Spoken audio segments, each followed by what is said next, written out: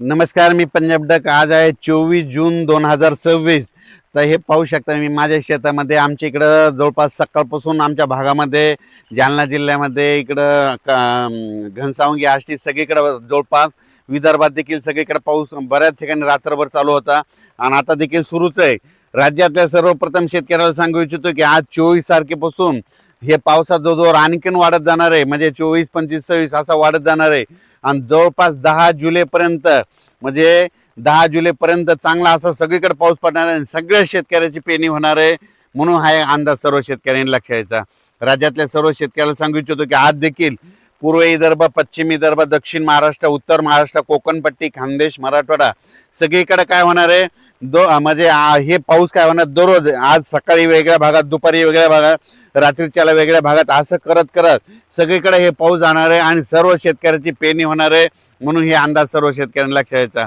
शेतकऱ्यांना घाबरू नका, यावर्षी पेरणी होणार म्हणजे होणार. तुम्हाला एक म्हटलं होतं ना, 1 जूनच्या शेवटच्या आठवड्याचा एक टप्पा राहील, जुलैचा पहिला टप्पा एक राहील आणि जुलैच्या 10 जुलै ते 15 जुलैमध्ये एक टप्पा राहील. पण सगळ्या शेतकऱ्याची पेरणी होणार आहे म्हणून हे अंदाज लक्षात घ्यायचा. खास करून परत एकदा सांगू इच्छितो, आज देखील मुंबई, पुणे, घाटमाता, नाशिक ह्या पट्ट्यामध्ये रायगड पासून रत्नागिरी ह्या पट्ट्यात आज जोरदार पावसाला सुरुवात होणार आहे. आणि त्याच्यानंतर काय होणार आहे की ते पाऊस संभाजीनगरकडे, उत्तर महाराष्ट्राकडे, जळगाव जिल्हा, धुळे जिल्हा, नंदुरबार जिल्हा, नाशिक जिल्हा, अहिल्यानगर जिल्हा, बीड जिल्हा, परभणी जिल्हा, जालना जिल्हा, बुलढाणा जिल्हा, अकोला जिल्हा, अमरावती जिल्हा, भंडारा, वर्धा, नागपूर, यवतमाळ सगळीकडे हे पाऊस काय होणार आहे. ह्या जवळपास या 3-4 दिवसामध्ये 30 तारखेपर्यंत सगळीकडे पडणार आणि सगळ्या शेतकऱ्याच्या पेरण्या लागणार आहे म्हणून हे अंदाज लक्षात घ्यायचा.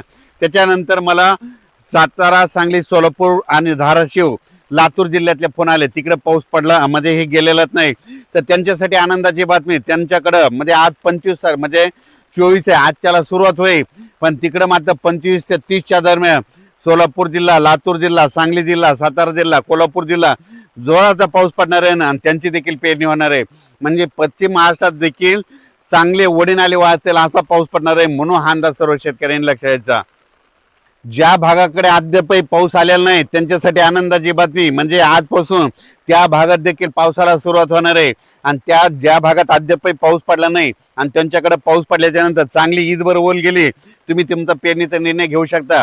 कारण की तुम्हाला सांगू इच्छितो, पावसाळ्यामध्ये कसं असतं, मान्सून आल्याच्या नंतर पहिला पाऊस पडतो आणि त्याच्यानंतर येतच नाही.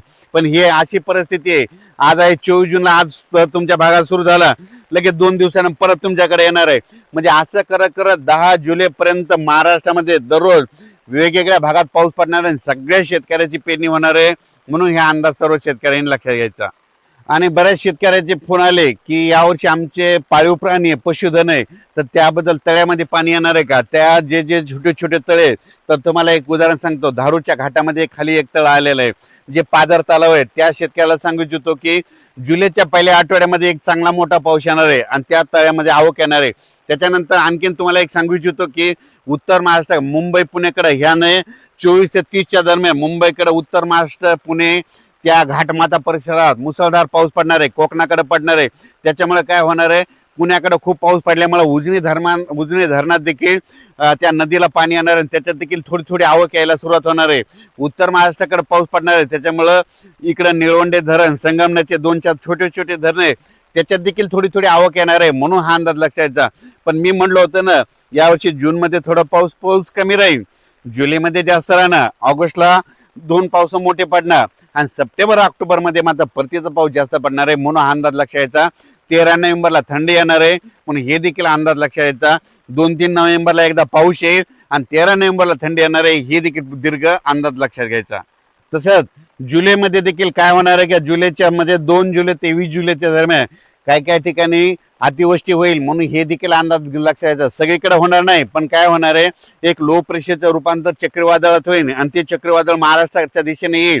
त्याच्यामुळे काय होणार आहे, जुलैमध्ये देखील अतिवृष्टी होणार आहे म्हणून हे अंदाज लक्षात घ्यायचा. आणि तुम्हाला एक सगळ्यात महत्त्वाचं, हे जे 15-20 दिवस जे पाऊस लांबला होता, 10 दिवस लांबला होता, त्याचं खरं कारण सांगतो. काय झालं, हे जे म्हणत होते ना एल निनो वगैरे काही नसतं, तुम्हाला सांगू इच्छितो, पाऊस सुरू झाला महाराष्ट्रात, मान्सून आल्याच्या नंतर सगळ्यात महत्त्वाचं हे कारण आहे बघा. तुम्हाला सांगतो, महाराष्ट्रात मान्सून आला, जर मान्सून मुंबईला आला आणि त्याच्यानंतर कोकणात दाखल झाला, जर एखादं चक्रीवादळ बंगालच्या खाडीमध्ये तयार झालं भुवनेश्वर जवळ आणि त्या चक्रीवादळाची दिशा जर कलकत्त्याकडे गेली तर त्यावेळेस काय होतं, इकडले जे सगळं बाष्प म्हणजे सगळ्या सोबत सांगतो ते आभाळ आहे ते सगळं तिकडे खेचल्या जातं.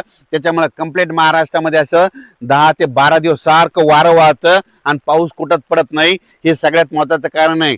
आणि यावेळेस देखील तेच झालं होतं. एक काय झालं होतं, एक लो प्रेशर झालं होतं, थोडं कमी म्हणजे चक्रीवादळ लहान झालं होतं, ते गेलं कलकत्त्याकडं. तिकडे गेल्याच्या नंतर त्यामुळे आपल्या इकडला पाऊस सगळं बाष्प खेचला गेलं, मान्सून आलेला होता ते त्यानं ओढून घेतला. हे सगळ्यात महत्वाचं कारण आहे.